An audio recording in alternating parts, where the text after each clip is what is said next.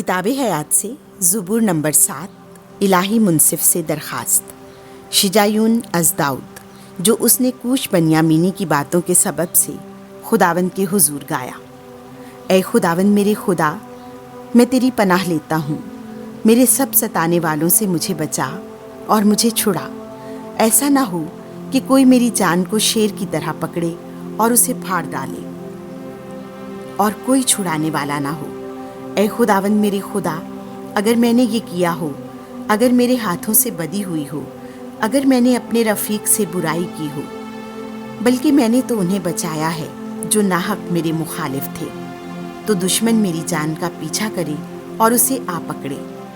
وہ میری زندگی زمین پر پامال کر دے اور میری عزت غبار میں ملا دے۔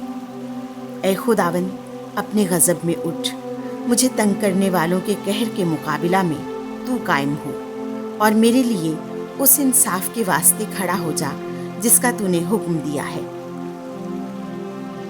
تیرے چوگرد قوموں کا اجتماع ہو، تو اس پر عالم بالا میں بیٹھ جا۔ خداوند قوموں کا منصف ہے۔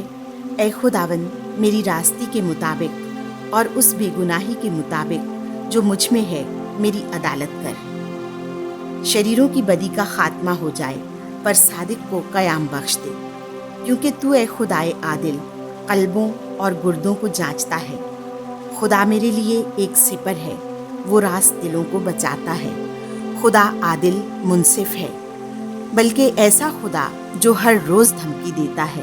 اگر وہ باز نہ آئیں تو وہ اپنی تلوار تیز کرے گا، وہ اپنی کمان کو چڑھا کر پھیرے گا، وہ ان کے لیے مہلک ہتھیار تیار کرے گا اور اپنے تیروں کو شعلہ دار بنائے گا۔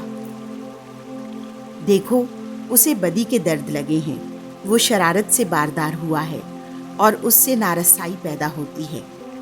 اس نے گڑھا کھود کر اسے گہرا کیا ہے، اور جو کھائی اس نے بنائی ہے اس میں آپ ہی گر پڑتا ہے۔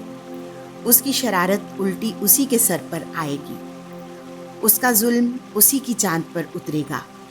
پر میں اس کی صداقت کے مطابق خداوند کی تعریف گاؤں گا اور خداوند تعالیٰ کے نام کی مدح خوانی کروں گا۔ آمین۔